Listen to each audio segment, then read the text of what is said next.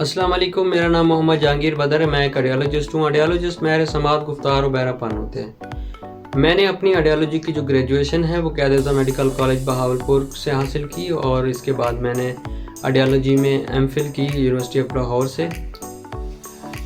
میں نے بحریٹون کوکلیئر implant centre اور آڈیالوجی سینٹر لاہور میں ایز این آڈیالوجسٹ کام کیا، اور الجہرہ ہاسپٹل کویت میں بھی ایز این آڈیالوجسٹ کام کر چکا ہوں۔ ابھی میں C D A cochlear implant centre اور آڈیالوجی سینٹر اسلام آباد میں ایز این آڈیالوجسٹ کام کر رہا ہوں۔ میری اسپیشلٹی ہیئرنگ ایڈز اور کوکلیئر امپلانٹ ہے۔ اگر آپ کو ہیئرنگ ایڈز اور کوکلیئر امپلانٹ کے بارے میں کوئی معلومات چاہیے تو آپ ہم سے کنسلٹ کر سکتے ہیں۔ شکریہ۔ آج ہم جس ٹاپک پہ بات کریں گے وہ ہے کانوں میں شور آنا، یعنی کہ ٹینیٹس۔ عموماً کانوں میں شور جو آ سکتا ہے وہ شاں شاں کی آوازیں ہوتی ہیں، ٹک ٹک کی آوازیں ہو سکتی ہیں، زوں زوں کی آوازیں ہو سکتی ہیں۔ اس کے علاوہ کسی ٹڈی کی آواز ہو سکتی ہے، حشرات کی آواز ہو سکتی ہے، گھڑی کی ٹک ٹک کی آواز ہو سکتی ہے، فیکٹری کا شور جیسے ہوتا ہے وہ ہو سکتا ہے۔ اس کے علاوہ کسی مشین کے چلنے کی آواز ہو سکتی ہے، گیس کا جو سلنڈر ہوتا ہے اس کی آواز ہو سکتی ہے، گاڑیوں کے جیسے زوں زوں کی آوازیں ہوتی ہیں وہ ہو سکتی ہیں۔ اس کے علاوہ اور کافی ساری آوازیں ہیں جو ایک ٹینیٹس کے پیشنٹ یا کانوں میں جس کو شور ہوتا ہے وہ کو سنائی دے سکتی ہیں۔ ہر بندے کو مختلف قسم کی آواز سنائی دیتی ہے۔ عموماً ٹینیٹس دو طرح کی ہوتی ہیں، سبجیکٹیو ٹینیٹس اور آبجیکٹیو ٹینیٹس۔ سبجیکٹیو ٹینیٹس ایسی ہوتی ہے جس میں جو سبجیکٹ ہے یعنی کہ جو پیشنٹ ہے صرف اسی کو سنائی دیتی ہے۔ جو آبجیکٹیو ٹینیٹس ہوتی ہے اس میں سبجیکٹ کے ساتھ ساتھ جو دوسرا بندہ ہوتا ہے اس کو بھی سنائی دیتی ہے۔ ٹینیٹس کی مختلف وجوہات ہو سکتی ہیں، ان میں جو سب سے کامن وجہ ہے وہ ہے سماعت متاثر ہونا، یعنی کہ ہیئرنگ لاس۔ اس کے علاوہ کانوں میں میل کا ہونا یا کان کے پرتے کے پیچھے ریشہ ہو، ناک کان گلے کا کوئی انفیکشن ہو، کوئی ڈپریشن ہو، مایوسی ہو، انزائٹی ہو، کوئی پریشانی ہو، کوئی غم ہو، دکھ تکلیف ہو، یا کسی اپنے کے اچانک بچھڑ جانے کی وجہ سے جو پریشانی ہوتی غم ہو اس کی وجہ سے بھی شور آ سکتا ہے۔ اس کے علاوہ دانت میں درد ہو اس کی وجہ سے بھی کانوں میں شور آ سکتا ہے۔ اس کے علاوہ اگر بلڈ پریشر ہے اس کی وجہ سے بھی کانوں میں شور آ سکتا ہے، یا کوئی ٹیومر ہو اس کی وجہ سے بھی کانوں میں شور آ سکتا ہے۔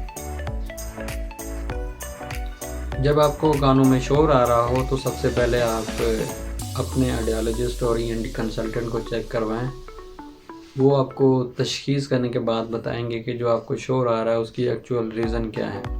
سب سے پہلے جو ہے نا اس میں ہیئرنگ اسیسمنٹ کی جاتی ہے۔ اگر ہیئرنگ اسیسمنٹ میں ہیئرنگ لاس آتا ہے تو پھر جو ٹینیٹس ہے اس کو مینیج کرنے کے لیے آپ کو شور کے ساتھ، یعنی کہ جو شور آ رہا ہے اس کے ساتھ ساتھ جو آپ کی کم سنائی دے رہا ہے اس کو بھی مینیج کرنے کے لیے ٹینیٹس تھراپی کے ساتھ جو ہیئرنگ ایڈ ہوتے ہیں وہ آپ کو یوز کرنے چاہیے۔ اگر تو آپ کی جو ہیئرنگ ہے وہ بالکل نارمل ہے تو پھر آپ کو کچھ ٹیکنیکس ہوتی ہیں، کچھ طریقہ کار ہوتے ہیں جن کو استعمال کر کے آپ اس شور سے، جو کانوں میں شور آ رہا ہے، اس سے بچا جا سکتا ہے۔ ان میں سب سے جو کامن چیز ہے وہ یہ ہے کہ آپ شور کو جو ہے نا اگنور کریں، اس کو اپنے سر پہ سوار نہ کریں۔